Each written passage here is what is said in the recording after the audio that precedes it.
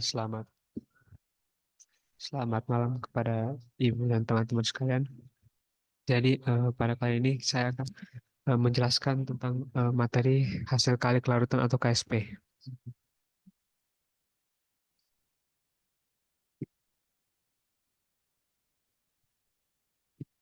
Jadi dimulai dari pengertiannya terlebih dahulu. Kelarutan adalah jumlah suatu maksimum suatu zat yang dapat larut dalam sejumlah pelarut ke dalam suhu tertentu. Nah, jadi kelarutan ini dapat dibagi menjadi tiga. Jadi ada larutan jenuh, larutan tak jenuh, dan juga larutan lewat jenuh. Nah, pertama larutan jenuh. Jadi, larutan jenuh adalah campuran yang terdiri dari zat larut dan zat larut yang telah mencapai kesetimbangan. Nah, zat yang larut ini sama dengan harga kelarutan ya. Jadi, pada larutan jenuh ini biasanya tidak terjadi endapan atau bahkan jika terjadi endapan itu hanya sangat sedikit. Karena dia sudah tercampur rata tapi tidak jadi pas gitu, nggak melebihi kapasitasnya. Lalu larutan terjenuh. Nah, jadi larutan tak jenuh itu adalah campuran zat yang dilarutkan belum sampai batas maksimum kelarutannya. Jadi pada larutan tak jenuh ini, misalkan kita melarutkan kopi dalam air, nah kopinya itu masih kurang lah jumlahnya dari kapasitas yang bisa dilarutkan oleh airnya.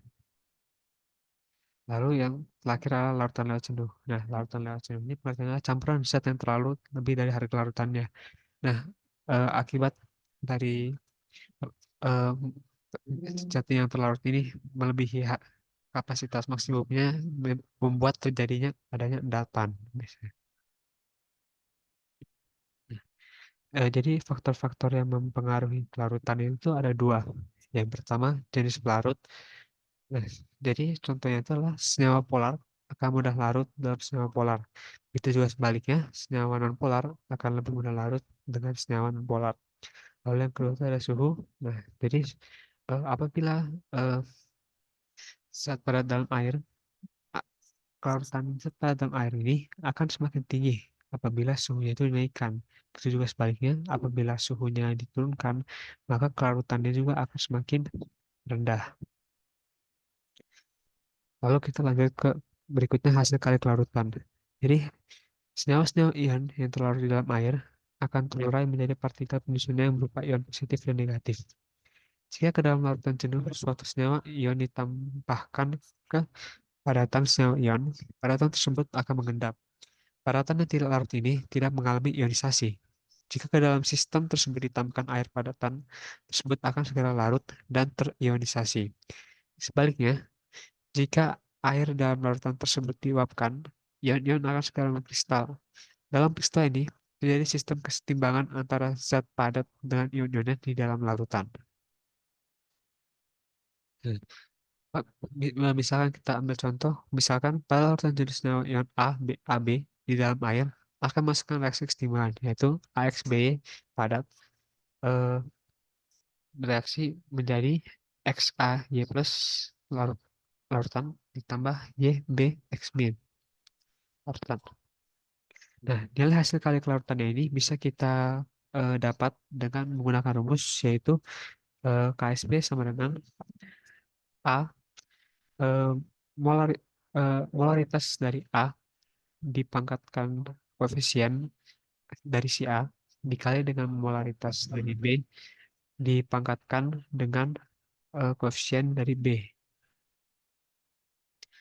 Nah, lalu masuk ke selanjutnya terjadinya pengendapan. Nilai hasil kelarutan suatu senyawa ionik yang secara larut dapat memberikan informasi tentang kelarutan senyawa tersebut dalam air. Semakin besar nilai KSP suatu zat, maka semakin mudah juga tersebut larut. Nilai KSP suatu zat dapat digunakan untuk memperkirakan terjadi atau tidaknya endapan suatu zat jika dua larutan yang mengandung ion dari senyawa sukar larut dicampurkan. Untuk memperkirakan terjadi endapan atau tidak ada endapan, maka kita dapat menggunakan hasil kali ion QSP. Yang pertama, jika QSP-nya itu nilai QSP lebih besar daripada nilai KSP, maka akan terjadi endapan.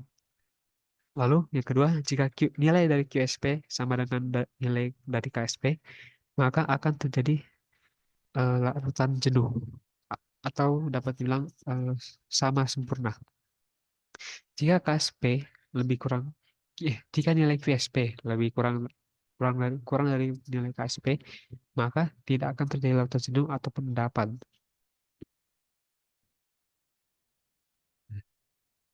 Hal-hal yang mempengaruhi kelarutan. Jadi, kelarutan itu dipengaruhi oleh beberapa hal. Yang pertama adalah pengaruh ion senama terhadap kelarutan.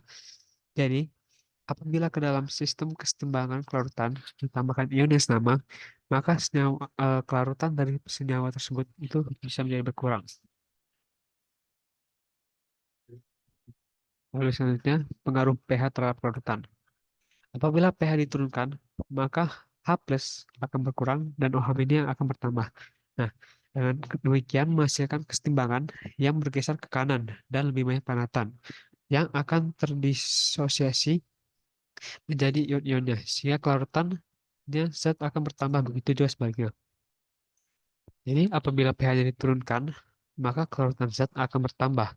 Nah, dan apabila pH dinaikkan, maka H plusnya akan bertambah dan OH-nya akan berkurang, sehingga membuat kelarutan zat akan berkurang. Nah, hal hal ini tuh berlaku untuk kelarutan basa yang sukar larut dan kelarutan garam dari asam lemah yang sukar larut.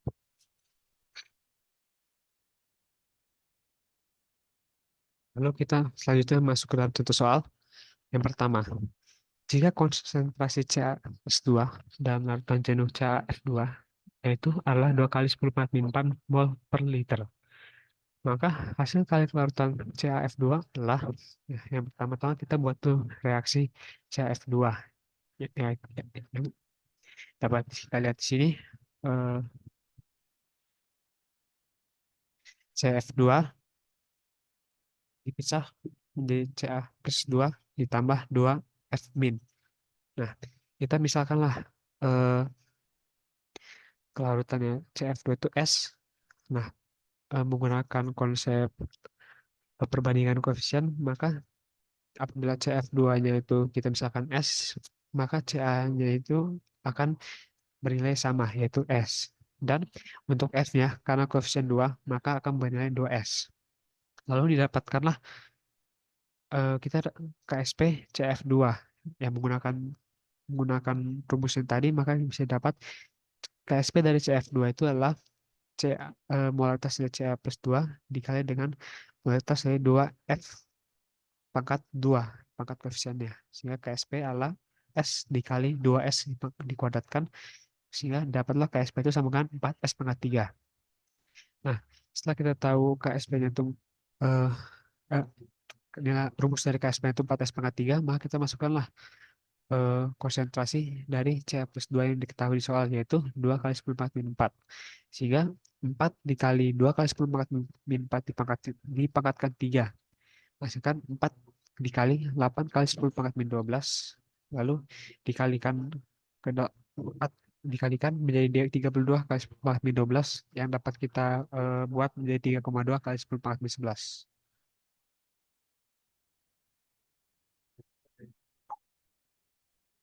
Nah, lalu soal kedua, pada suhu tertentu 0,35 gram BAF2 dengan MR175 dilarutkan dalam air murni yang sehingga membentuk 1 liter larutan jenuh.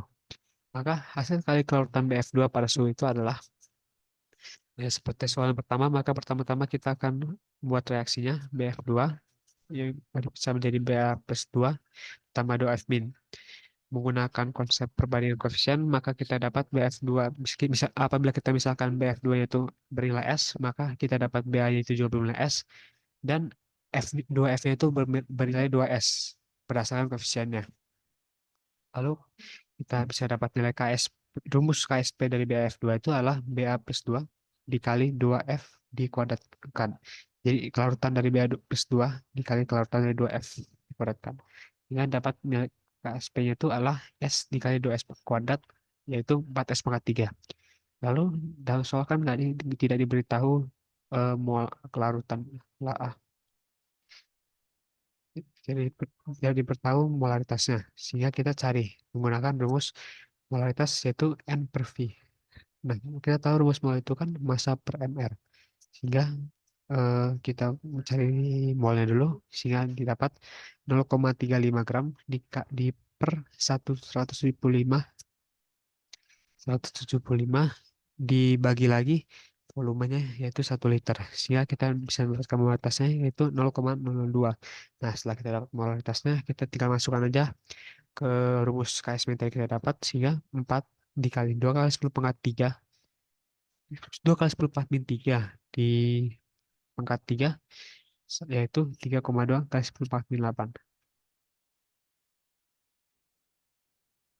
Lalu selanjutnya soal berikutnya, larutan MgO2 jenuh mempunyai pH yaitu 9.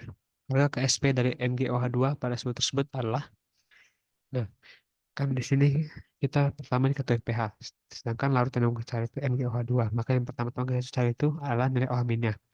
pH itu kan sama dengan, pH-nya kan sama dengan 9, kan jumlah pH itu kan sama dengan 14. Sama. Jadi untuk nyari pOH itu kan 14 dikurangi pH. Sehingga pOH itu kita dapatkan nilai pH-nya itu 5. Nah, pOH itu kan sama dengan min log OH min. 5 sama dengan min log OH min. Sehingga kita bisa dapat nilai OH min itu yaitu 10 pangkat min 5. Nah, setelah kita dapat nilai OH min, maka kita akan mencari molaritas dari si MgOH2, yaitu OH min sama dengan B, B kali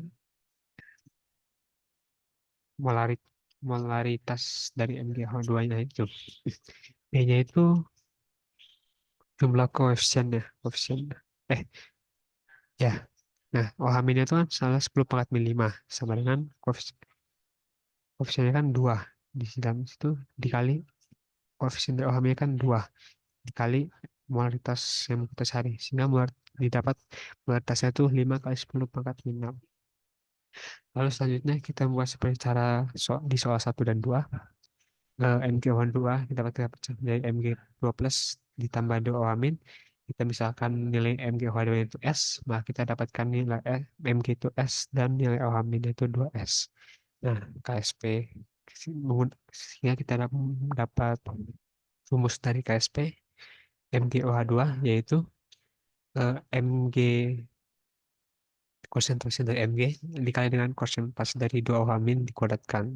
Didapat hasilnya S kali 2S kuadrat sehingga didapatkan KSP itu 4S pangkat 3. Lalu masukkan nilai yang S yang sudah kita dapat yaitu 4 dikali 5 kali 10 pangkat min 6 di pangkat 3.